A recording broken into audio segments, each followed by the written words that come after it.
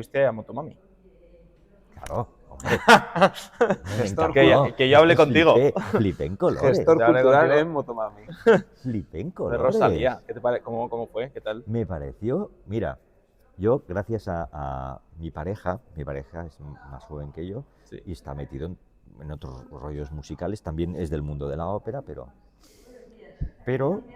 me invita y me incita a ir a conciertos de otro tipo, ¿no? A mí me gusta ir a estos conciertos, al de Beyoncé también fui, ¿eh? ¿Fuiste a Beyoncé? Beyoncé también fui al estadio, a ella y a su marido, con el merdé que tienen ahora montado, con el tema del Didi este americano y tal. Bueno, Sí, es verdad, Didi, sí. tremendo, eso Lo ya comentamos otro día.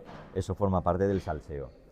Y me encantó el de Rosalía porque pude ver primero el tipo de espectáculo que hizo ella, yo lo encontré súper innovador. Eso fue un videoclip de 2 horas en directo, hecho en directo, flipante. ¿Lo visteis el concierto? Yo lo vi, vosotros? sí. No, yo no. Flipé.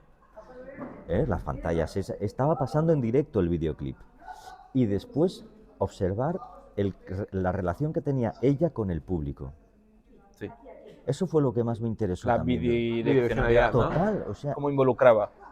cómo involucraba y cómo ella hablaba de tú a tú con esos 18.000 seres humanos que había allí.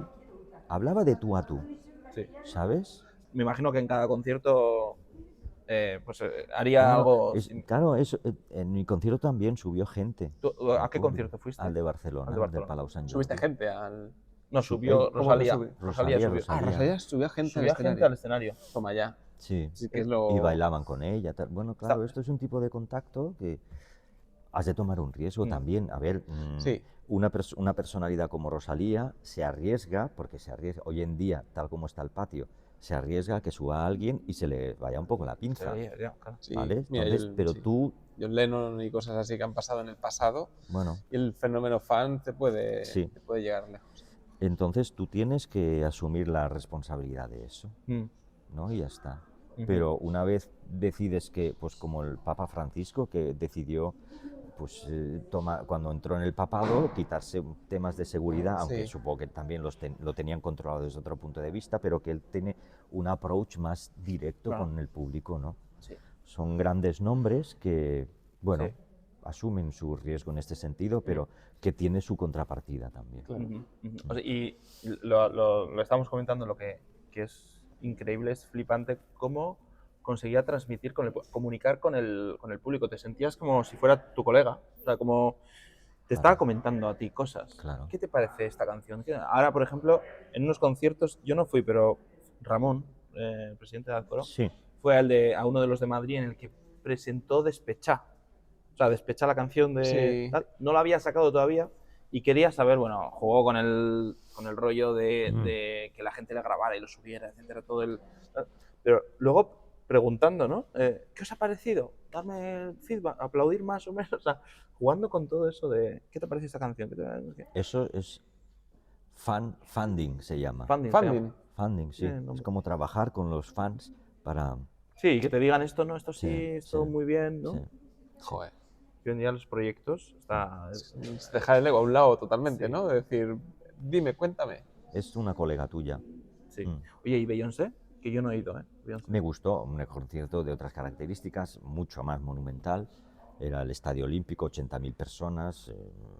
Pero bueno, también flipé en colores porque había una entrega. Es lo que decíamos de la escasez. Beyoncé igual viene una vez cada 3 años.